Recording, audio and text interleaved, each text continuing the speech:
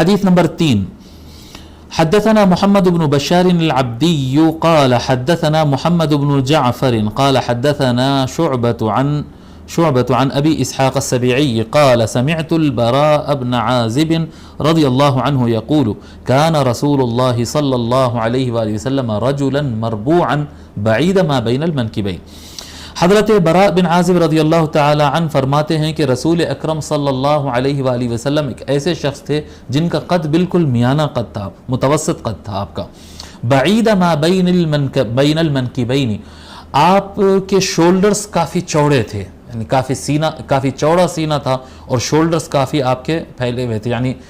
چوڑا سینہ اور دور منکب اس کو کہتے ہیں، یہ منکب ہے، یہ منکبین، دونوں منکبین کا حصہ دور دور تھا، یعنی آپ کے کافی چوڑا شولڈر تھا آپ کا، ٹھیک ہے، بعید ما بین المنکبین، عظیم الجمتی، اور گھنے بال تھے آپ کے، آقا صلی اللہ علیہ وآلہ وسلم کے بال مبارک گھنے تھے، عظیم الجمتی الی شحمتی اذنی، حضور صلی اللہ علیہ وسلم کے گھنے بال تھے اور کان کی لولکیوں تک، یہاں تک کان کی لولکی کہتے ہیں اس کو، الی شحمت الاذنین، کان کی لولکیوں تک آپ کے بال مبارک ہوتے تھے اور وہ ایک دم گھنے تھے۔ یہ اب آپ کو خیال آئے گا کہ پھر کبھی زلف کے بارے میں بھی ہم سنیں، اس سے متعلق بھی روایتیں آئیں گی، لیکن آپ کو میں بات بتا دوں کہ جس راوی نے جو صحابی نے جس وقت حضور کو دیکھا تھا اور وہ چہرہ ان کے ذہن میں تھا، وہ اس طرح سے بیان کریں گے، یعنی اب یہ جو راوی بیان کر رہے ہیں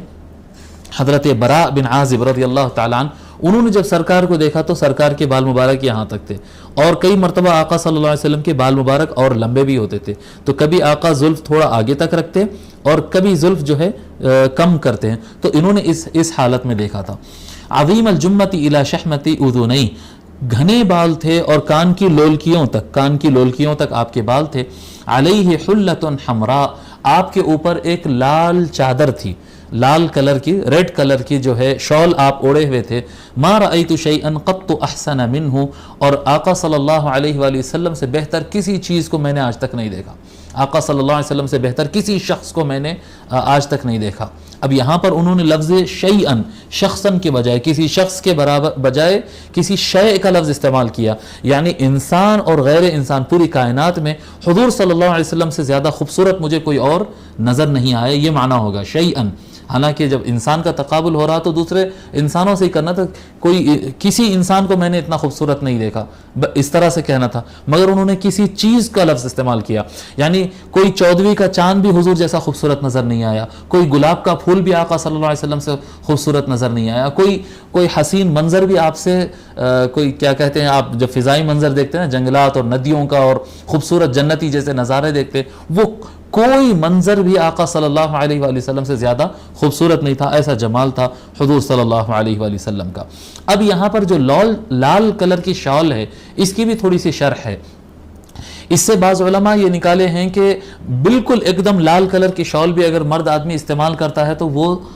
منع نہیں ہے، حضور صلی اللہ علیہ وآلہ وسلم نے استعمال کیا ہے۔ ہاں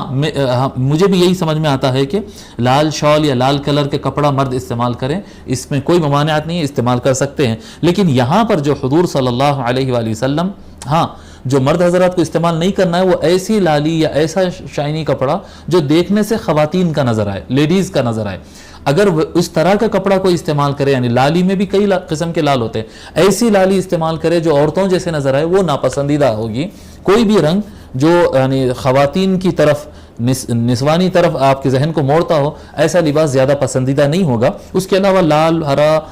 کیا کہتے ہیں، گیرو کلر، پیلا کلر، ہر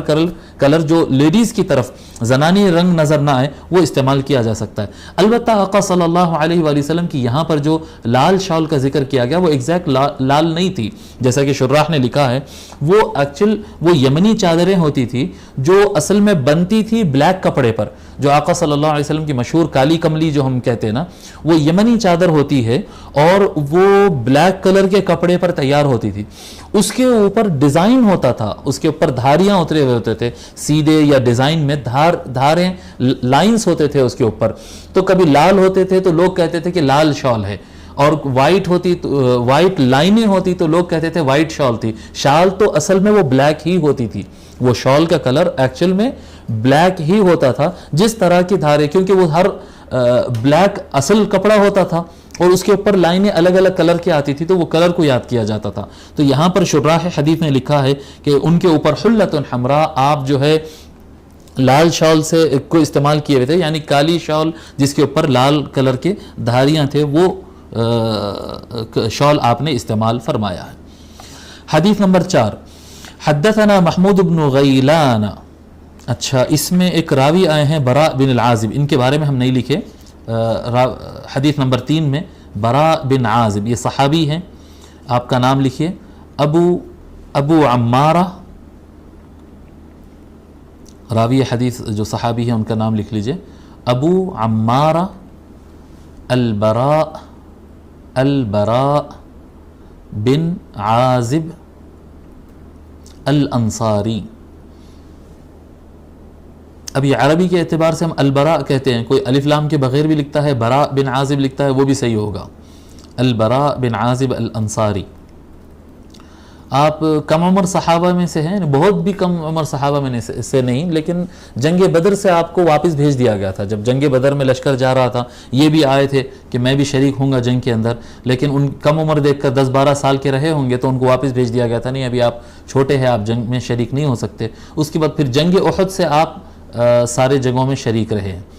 اور بعد میں پھر مولا علی علیہ السلام کے ساتھ بھی سارے جنگوں میں آپ شریک رہے،